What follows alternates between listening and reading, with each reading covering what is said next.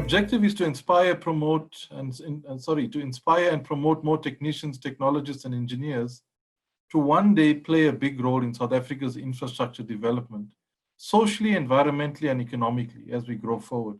There's a very interesting description of this topic, and I think I want to just spend a minute unpacking that.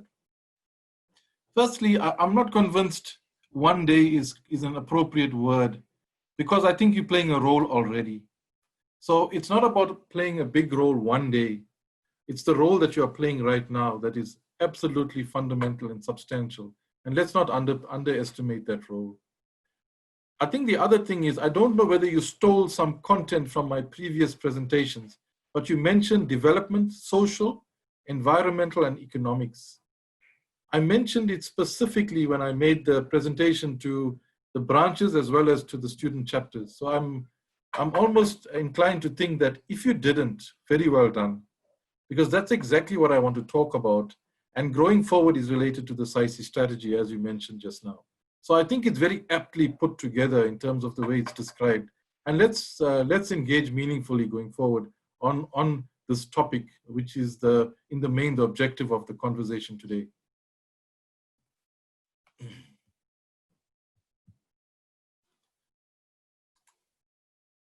Okay, so unpacking that topic, there was a few questions that needed to be answered. I'll leave it there. I'm not going to go into it necessarily in the interest of time, but it's going to be there and it shows on each slide in any event. So I think let's just get going. But these are broadly the subtopics that we would like to talk around the objective that I mentioned on the first slide. So when you spoke about those four constructs, the development, the social, environmental, I think this is where I'd go back, and I have made this presentation before. So I pulled this slide back. And I think the reason is answering that second question, and the block is on the top. With the times changing before our very eyes and things moving towards AI and digital applications, what do you foresee the role of civil engineers and technologists being in the future, okay? So that's basically the question. And the second question is obsolescence. And I think that's a very important question, and perhaps needs some insights and reflection on it.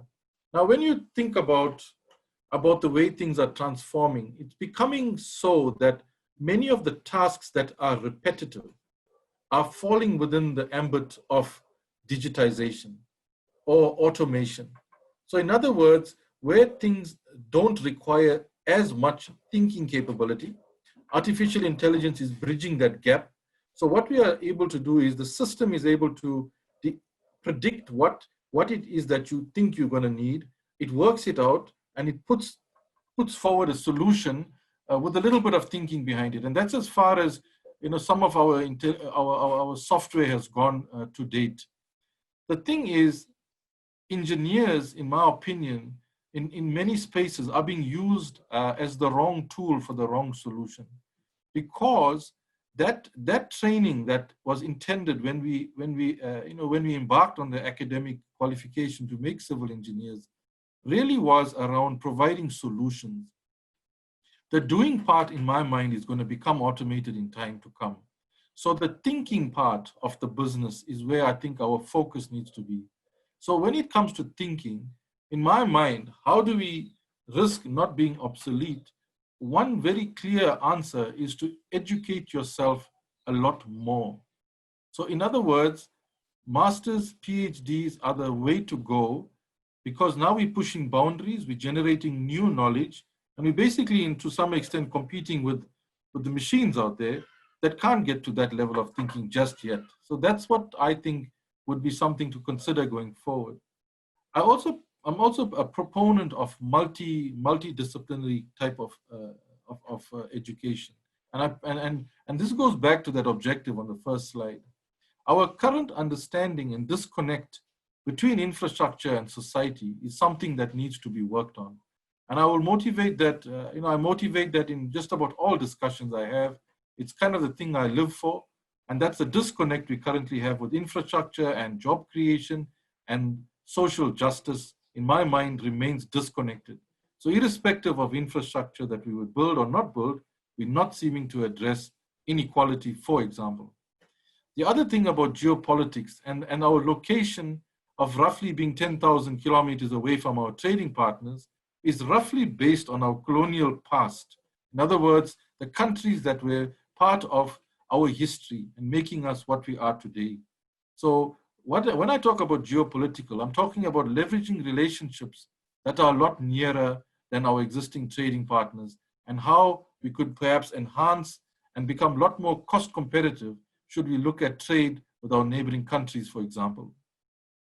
The Earth, and that relates to the climate question, is another possible area of study and understanding the complexity between climate and infrastructure.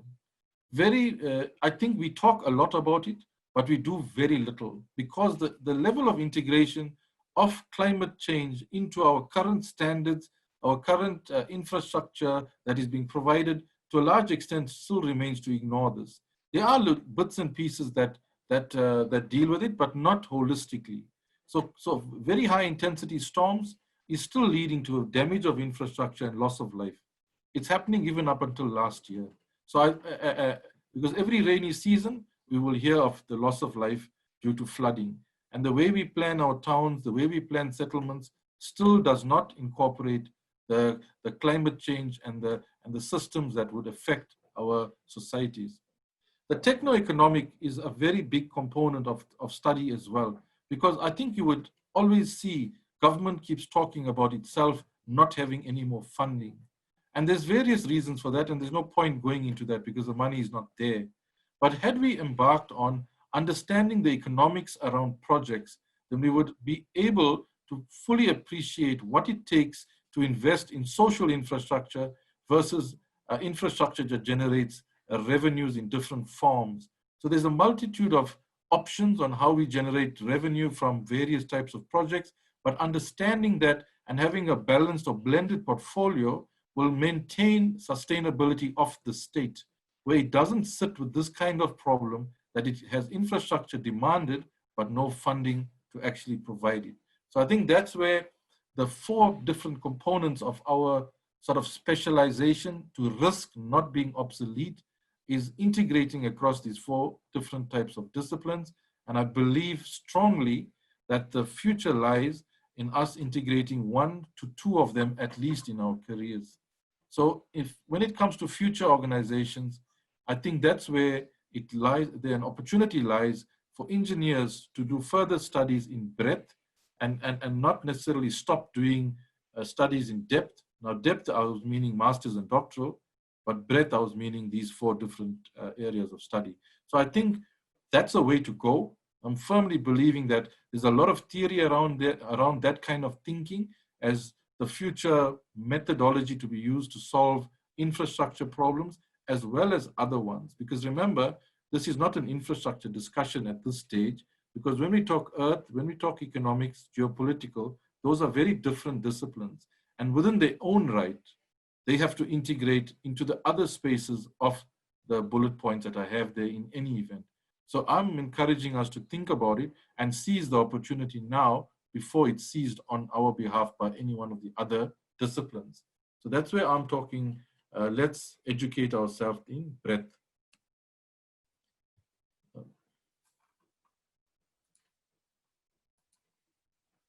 Okay, when you spoke about values, and I think you spoke about skills, and skills really relates to the last slide. So I think a lot more will be on this slide will be around the values. I try my very best to lead by example. Okay, I lead it in every space of my life, at home, in my communities, at work, in the decisions I make, and all of these things that I try and do. I lead by example, because at the back of my mind, I'm thinking about how wrong would it be if I don't. I try my very best to not be to not be a hypocrite. In other words, do something and say differently, or say something and do differently. I think that is one of the main failures of many leaders today, because I even would liken it to marketing campaigns where companies would say we look after our staff whilst retrenching them. In my mind, that's a very dissonant type of messaging. It makes one tired and confused, and you don't actually understand what's all happening. So leading by example means staying with consistency, having integrity in all that you do, understand the context within which you are leading. The other thing, the second one is seeking out change and not fame. A lot of us, and this really talks around the ego and the person that is wanting to lead. So I really encourage us to act with humility and understand that there are people in this environment that need our support and our help. And we should, the last thing we should do as servants of society, because that's what civil engineer means. Civil means society. Okay, so an engineering means we're solving problems for society. So in other words, we are servants of mankind, and in so doing, we need to be humble. So the efforts that we are putting into this industry should not be to make us famous, but it should be able to seek and change society that we work for. And that's the ultimate client in all the work that we do. Focus on the essence of being that leader. In other words, what I've just spoken about, practice it, carry on living it, keep reflecting hour by hour, day by day on whether you've actually lived the values. And if you have not, resolve within yourself to do it better tomorrow. And I think that is what will help us improve the caliber of the people that we have as leaders. Place values at the heart of every action. Very often, our decisions are made on a whim. It's made on ego-based, transactional type of thinking. It is based on financial sustainability. And very often, that kind of leadership is already failed in its implementation, because if you proceed with that for many years, you become unsustainable in whichever space you lead. Harness ambiguity and uncertainty, and this relates to COVID and our current economic status. So we don't understand what's going to happen in the months to come. We don't even have an idea of when level 1 would be announced, but we think it's soon. Okay, so what we're having is ambiguity and uncertainty in our environment. And that's where the opportunity is created, because the market space becomes more level, and we need to apply our minds and think how we can seek out opportunities in that leveling.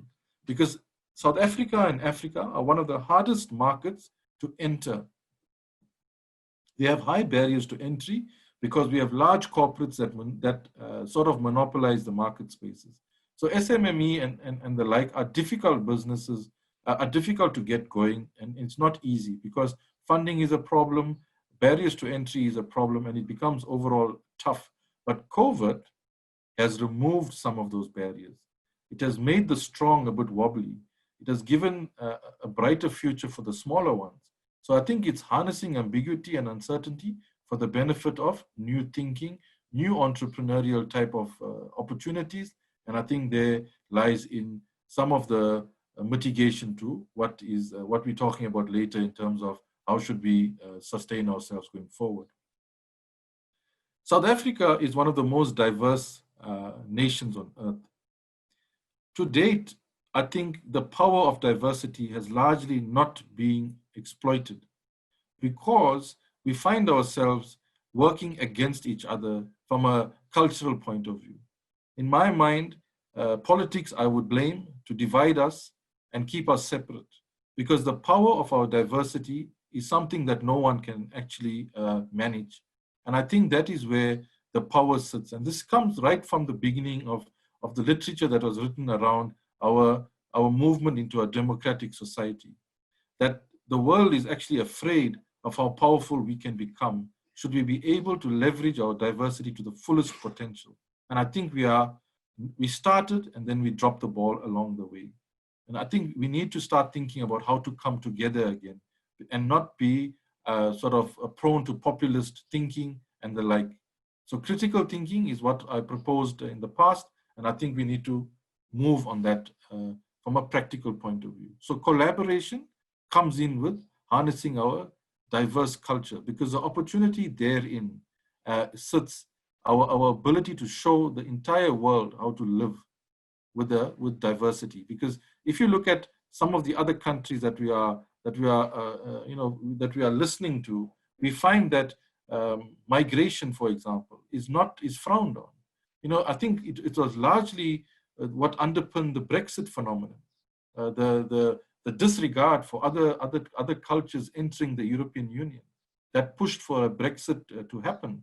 So borders are closing. If you look at the American type of thinking as well from the president, he's looking at closing borders. I mean, they're literally building a wall, and I'm not sure where that is right now. But that kind of thinking is what discourages diversity. And I think that's where we find ourselves far more advanced in our thinking, and we have the opportunity to leverage that to our benefit. We just need to get on and do that. Focusing on harnessing technology will remain with us forever. Technology is what drives our industry, what drives the world. And that is something that we always have to leverage to the best of our ability. I feel that in the last decade, we have not exploited that to the best that we could have, and we have set ourselves back a bit. But I also think that because technology is ever evolving, it's very easy to hop onto the latest that we have and move forward. Embracing vulnerability and adversity. And this is where I talk about the soft side of leadership. In other words, we all will make mistakes along the way. We seem to have a culture now that doesn't tolerate mistakes. And an intolerance for mistakes means one becomes fearful of trying new things. And that's where I think we need to think about it as an industry, and especially from a leadership point of view, those that are leading businesses, is to understand that there will be problems, we need to be trying and testing new thinking, we will make mistakes, but we need to learn from them and not be punitive in our approach towards those that make mistakes, because mistakes is one of the best platforms to learn.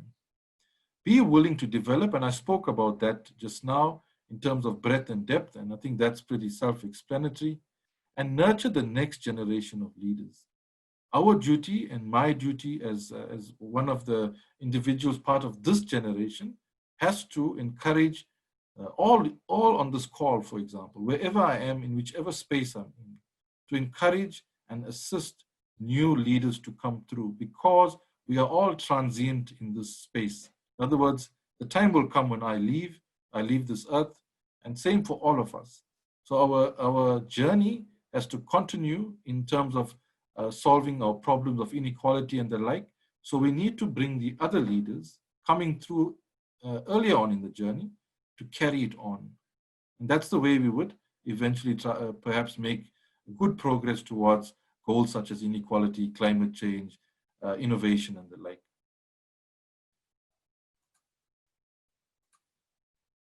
Okay, I was asked a question on infrastructure delivery and this, and I said, it's a very interesting discussion. You know, one could write books on this question.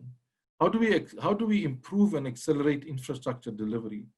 And as an engineer that was very fortunate to be involved in the delivery of mega infrastructure in this country, I was involved in the construction, the design, the construction, and the commissioning of the new port in Kucha.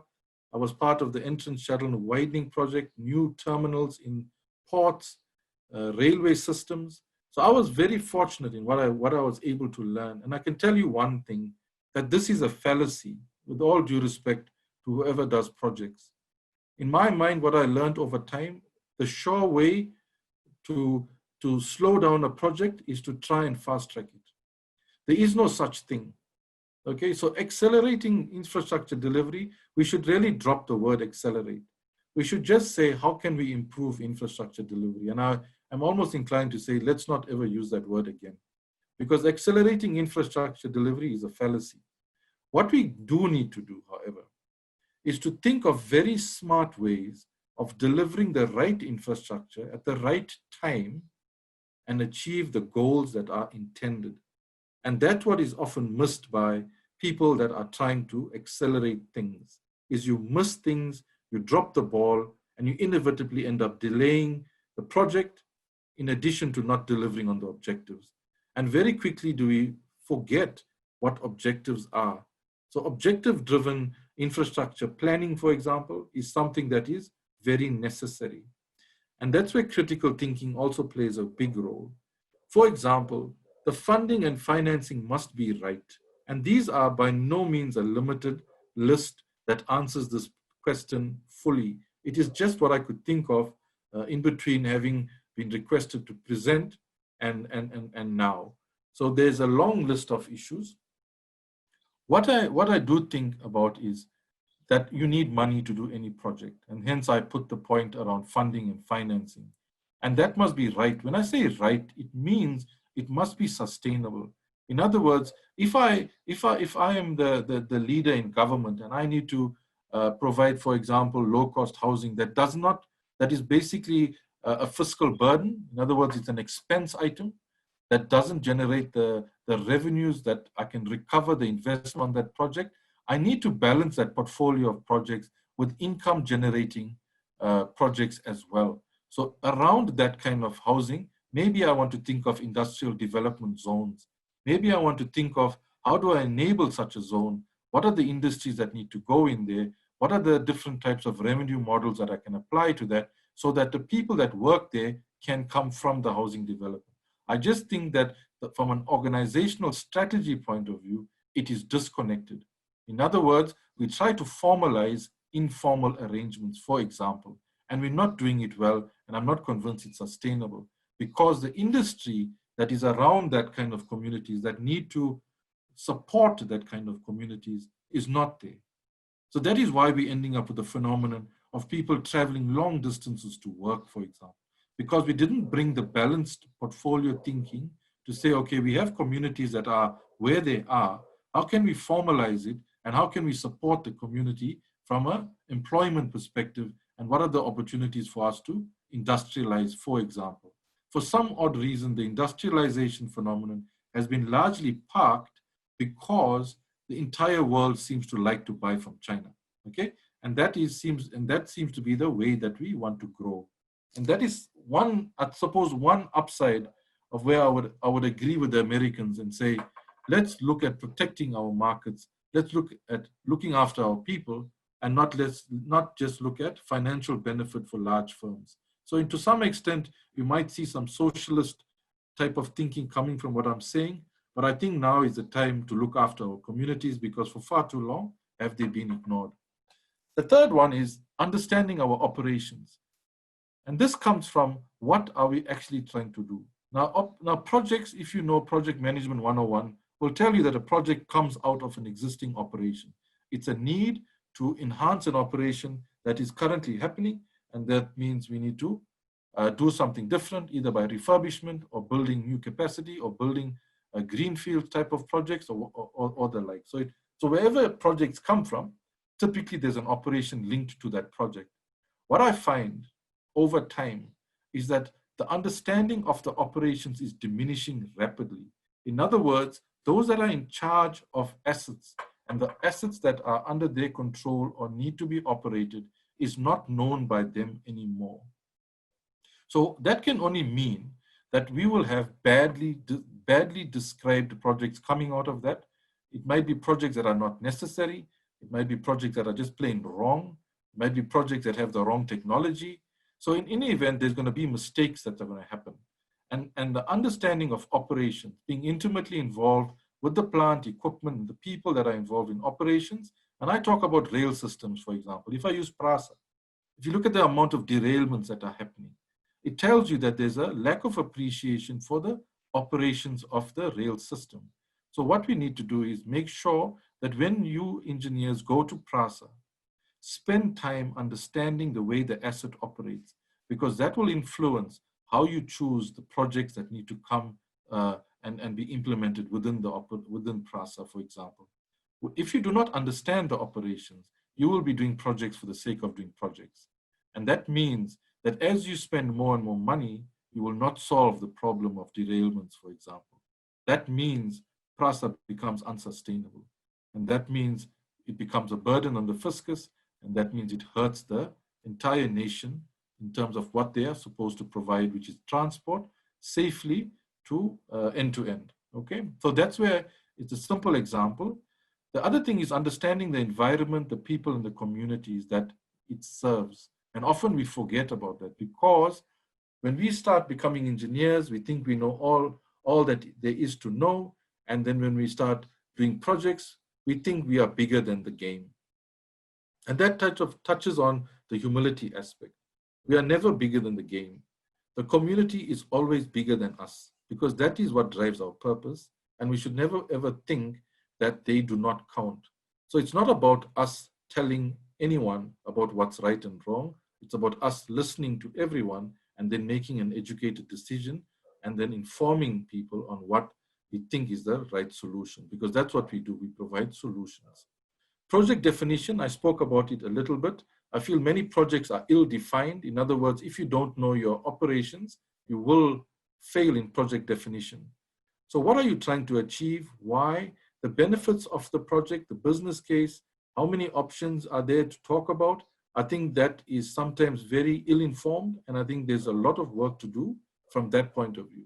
It leads back to also the capacity of the various institutions in their understanding of what exactly do they need. When I look at project definition, I think a brilliant example of how not to do things is the ESCOM example of Medupi and Kusile, for example. Now, if I use that case study, the project definition, I'll ask the first question. Why would an operator want to build a power station having never built a power station for the last 30 years? Okay, so that for one is a confusing concept. Why would you not choose a different model to give it to a person who actually understands how to scope and build a power station? So maybe they bit too much, more than they could chew. And that's probably why we're having a problem. And with a poor project definition, we've had a poor technical solution. And you will see that Medupi is unable to reach its power generating capacity probably 5 years after it was supposed to come online. So in other words, the cost overruns are astronomical. The cost of power will eat into our pockets for time immemorial. ESCOM is on the brink of bankruptcy. So in the end, just one concept of project definition has failed us all, including the institution and society overall. I know it's an indictment on that, but I think the lessons to be learned are many. And we sit with the problem of trying to fix what is already so, when that ship has already sailed, so to speak. Skills in the industry are necessary to implement projects, and we cannot do any project without the skills. So if you want to have infrastructure delivery and improve it, we need to skill ourselves. And I think that's just obvious. I think the other thing is learning for the next project. What we have learned, and engineers like learning in my mind. So when you do a project, you learn a lot. And I think the trick is now to incorporate that learning in the next project. And that comes from personal development. Very often, it's very difficult to actually record and keep that knowledge and expect that somebody else will read it and learn it, because these are on-the-job kind of learnings that happen. And that experience is priceless. What's next is the next one. What is next in terms of the project pipeline? Because that brings sustainability. And that was the top line of the slide. Infrastructure delivery has to be sustainable. In other words, across the project life cycle, once we create projects, once we implement projects, we need to maintain projects. So out of that will come new projects as well. So that if that system is not functioning, the system becomes unsustainable, and we don't succeed in delivering infrastructure.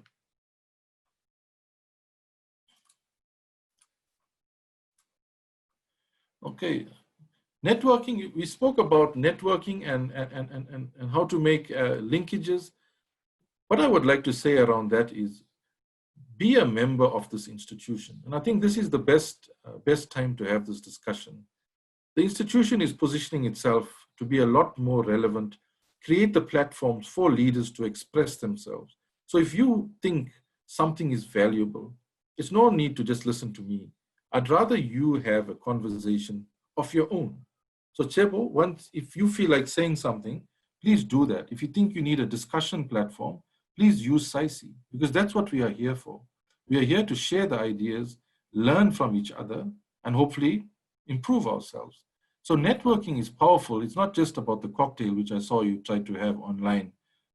It's a lot more than that. It's about connecting one's minds with the mind of another. So this slide is also a slide I have presented before, but it allows us also to regain our sense and focus.